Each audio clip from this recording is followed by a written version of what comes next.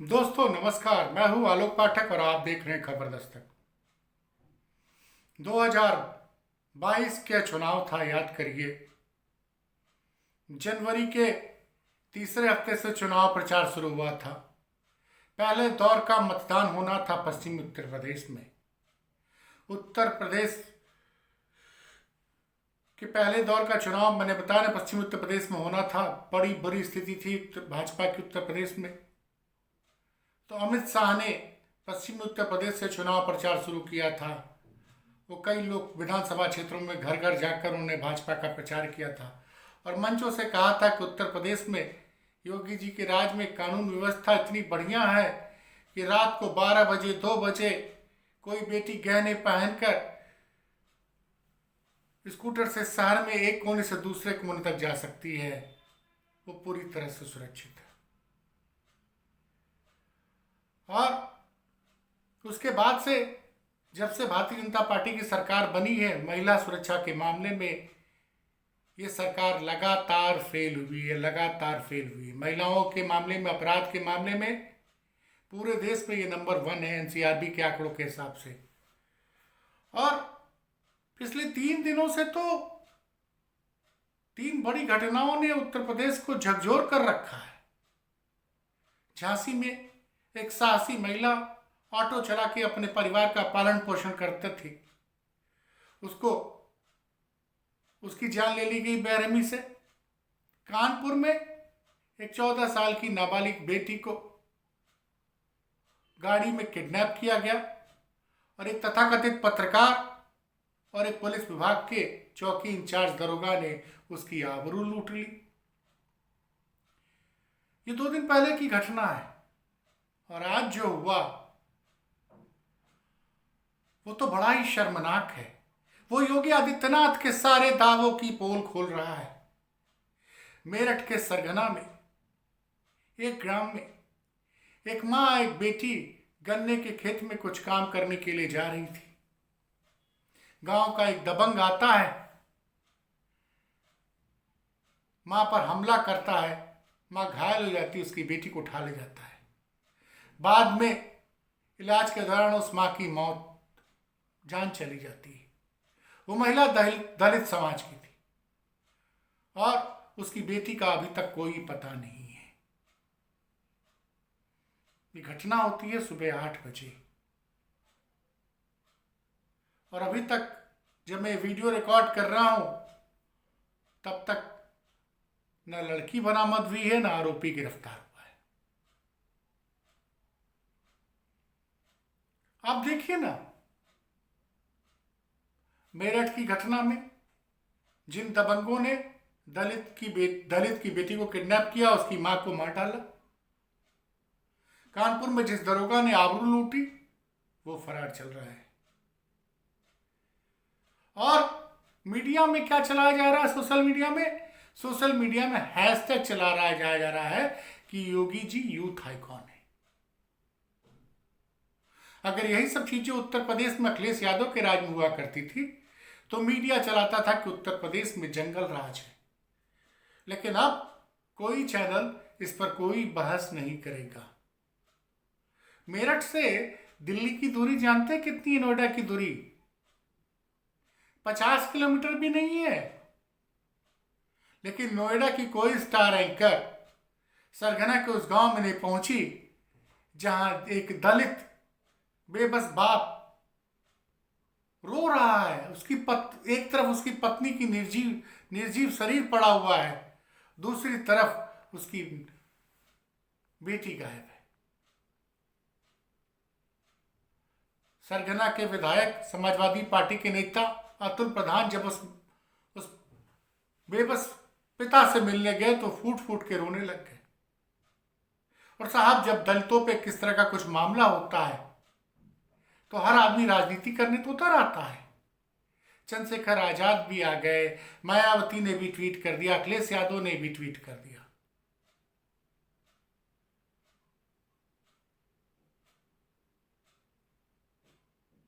सिर्फ ट्वीट करने से विपक्ष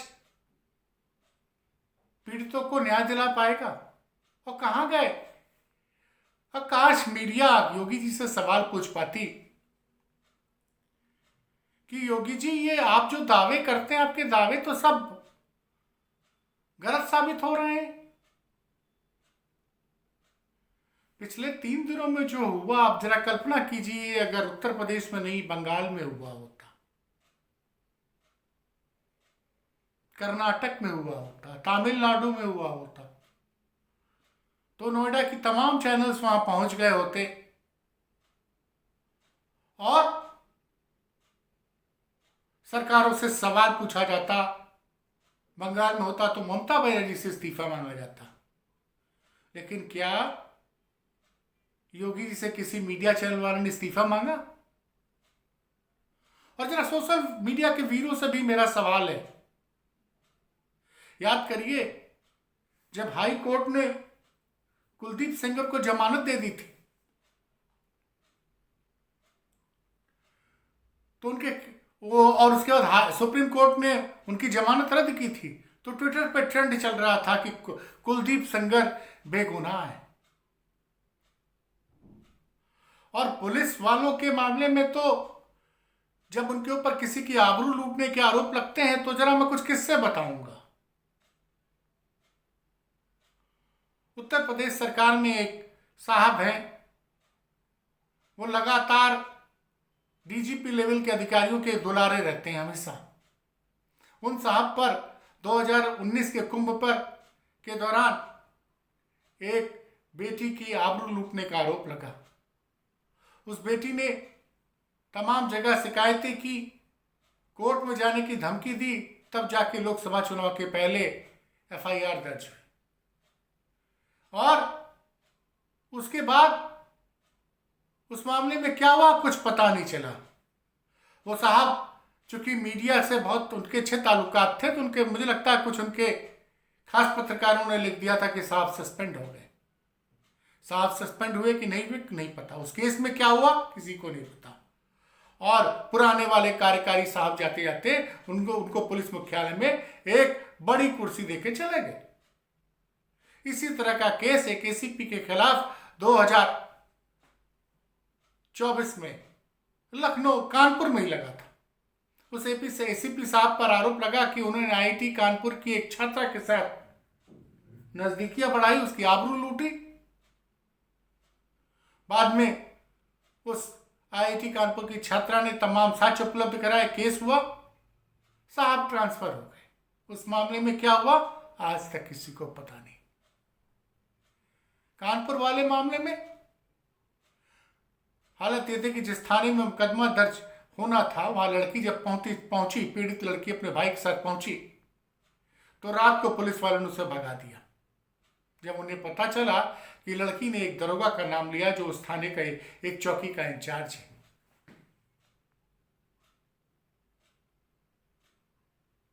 और घटना को 2 दिन हो गए हैं। कानपुर की जांबाज पुलिस अपने उस दरोगा को नहीं ढूंढ पा रही है। और अब देखना यह है कि जिस लड़के पे आरोप लगा है, जो नामजद किया गया है मेरठ में, वो मुख्यमंत्री जी का सजाती बताया जा रहा है। तो क्या उसके घर पे बुलडोजर चलेगा?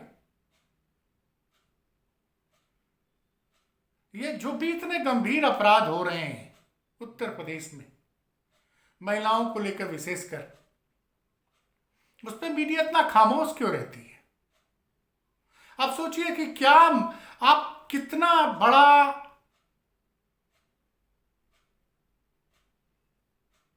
क्या हो रहा उत्तर प्रदेश में, उसको आप समझिए। पहले ट्विटर पे ट्रेंड चलाया जा रहा है, जानते किस लिए ट्रेंड चलाया जा रहा है? Yogi ji youth icon. कैसे यूथ आइकॉन हो गए?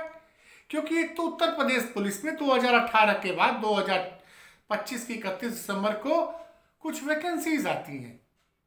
7 सालों तक सिपाही जो होते हैं, चाहे पुलिस के, चाहे पीएससी के, चाहे जेल के, पुलिस की तो एक भर्ती आई थी, पेपर लीक हुआ था, फिर दोबारा भर्ती हुई थी। कुछ विभागों में 7-8 साल बाद भर्ती है। और चूंकि सामान्य वर्ग के छात्रों के लिए आयु सीमा 18 से 22 है, तो बवाल मच गया कि भाई 7 साल में तो वैकेंसी नहीं आई कुछ विभागों में, और आपने 18 से 22 दे दिया है। हल्ला मचा। जैसे ही वैकेंसी आई, उत्तर प्रदेश के पूर्व मुख्यमंत्री अखिलेश यादव ने कहा कि इसमें ये गलत हो रहा है, क्योंकि वैकेंसी 7 साल बाद कुछ विभागों में आई है, इसमें आयु सीमा में छूट मिलनी चाहिए। 31 तारीख को अखिलेश यादव ने ट्वीट कर दिया था। 2 दिन पहले हमारे योगी आदित्यनाथ जी ने उसमें हर वर्ग के छात्रों के लिए 3 साल की समय सीमा, उम्र सीमा में वो दे दी, छूट दे दी। अब इसके लिए ट्विटर पर ट्रेंड चलाया जा रहा है कि योगी जी यूथ आइकॉन है। अरे मेरे भाई साहब, मेरे दोस्तों, योगी यूथ आइकॉन ट्रेंड चलाने वाले लोगों, जरा योगी जी से पूछिए कि अभी 2 दिन पहले क्या हुआ था। उत्तर प्रदेश में एक उच्च शिक्षा चयन आयोग है, जहां पिछले कई सालों से कोई वैकेंसी नहीं आई थी। कॉलेजेस में असिस्टेंट प्रोफेसर की नियुक्ति के लिए पिछले साल मार्च अप्रैल में एग्जाम हुआ, उसमें पेपर लीक के आरोप लगे और अब जाके 9 महीने बाद उस भर्ती परीक्षा को रद्द कर दिया गया। अगर आप जोड़ेंगे तो उत्तर प्रदेश में जब से योगी जी मुख्यमंत्री बने हैं, तब से 1 दर्जन से ज्यादा भर्ती परीक्षाओं के पेपर लीक हुए। पहली बात तो ये है। दूसरा, शिक्षकों की कोई भर्ती नहीं आई है पिछले 6-7 सालों से, और 69,000 शिक्षक भर्ती में कई छात्र, 6800 के करीब छात्र लगातार आंदोलन कर रहे हैं और कि SC/ST की सीटों पर सामान्य छात्रों का चयन हो गया है। उसमें उत्तर प्रदेश सरकार ने डिस्ट्रिक्ट कोर्ट में हारती है, फिर हाई कोर्ट में सिंगल बेंच में हारती चुनाव, वो मुकदमा हारती है, फिर हाई कोर्ट की डबल बेंच में मुकदमा हार जाती है। लेकिन अब तक उन बच्चों को हाई कोर्ट का आदेश था कि आप दोबारा मेरिट लिस्ट बनाइए और SC/ST की सीट SC/ST के छात्रों को जानी चाहिए। और वो मामला सुप्रीम कोर्ट पहुंच गया। सुप्रीम कोर्ट में पिछले साल से वो केस लगातार तारीख पे तारीख 13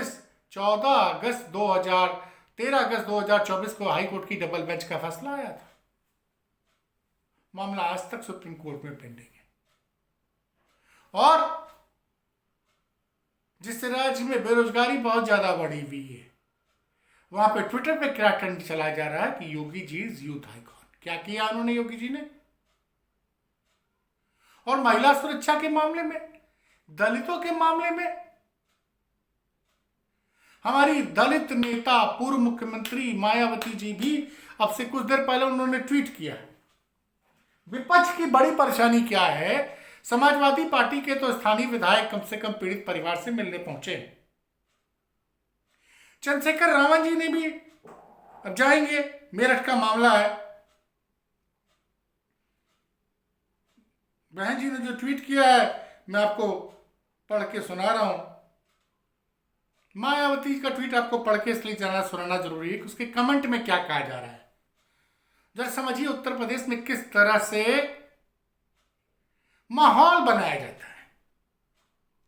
बहन जी ने ट्वीट किया आपसे 4 घंटे पहले। मैं रिकॉर्ड कर रहा हूं रात को 12:59, यानी 9 तारीख की सुबह 1 बजे मैं ये वीडियो रिकॉर्ड कर रहा हूं। और अब से 4 घंटे पहले यानी 9 बजे के आसपास बहन जी ने ट्वीट किया, मायावती जी ने, कि यूपी के मेरठ के सरगना थाना अंतर्गत दलित मां की जो जान ली गई बेरहमी से और बेटी के अपहरण की ताजा घटना अति दुखद, शर्मनाक और चिंतनीय है। महिलाओं की इज्जत आबरू से खिलवाड़ और फिर हत्या आदि की घटनाओं को सरकार पूरी गंभीरता से लेकर दोषियों के खिलाफ तत्काल सख्त कार्रवाई करे, ताकि आपराधिक तत्वों को ऐसे घृणित कार्यों से आगे से रोका जा सके। सरकार खासकर महिला सुरक्षा के मामले में समुचित ध्यान दे।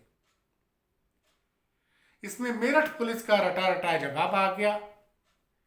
मेरठ पुलिस ने इस पे जवाब दिया है कि प्रकरण में घायल महिला की जान जाने पर परिजनों से वार्ता कर नियमानुसार पोस्टमार्टम और अग्रिम कार्रवाई की जा रही है।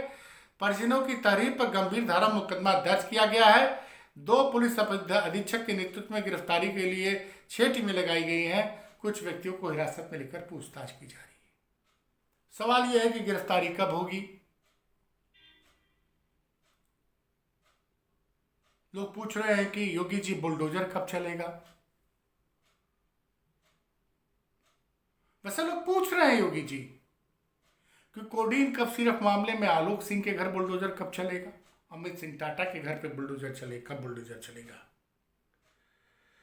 लोग पूछ रहे हैं कि इस आरोपी का एनकाउंटर होगा क्या। तो आपको समझना पड़ेगा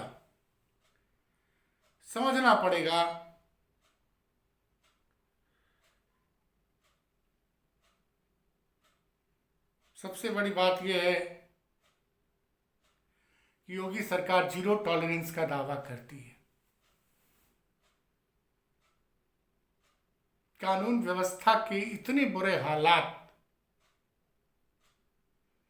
मैंने नहीं देखा था। महिला सुरक्षा के सारे दावे फेल हैं।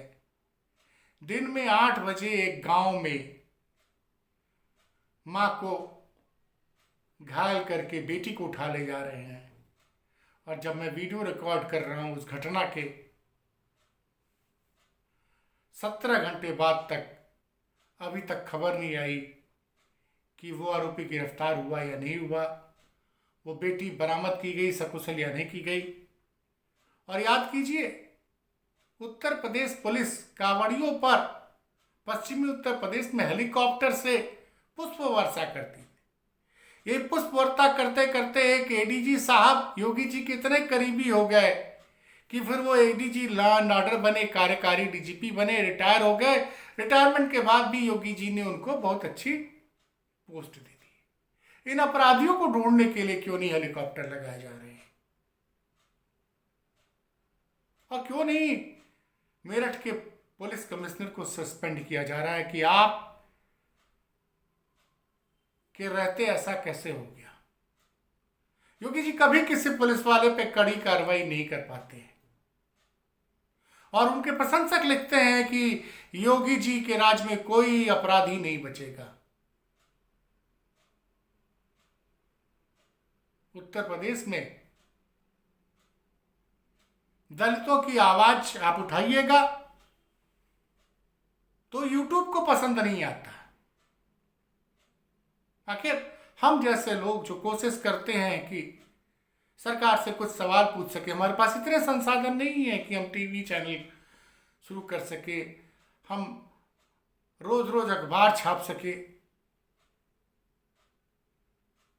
तो आपको यूट्यूब के जरिए कम्युनिटी गाइडलाइन की स्ट्राइक दी जाएगी।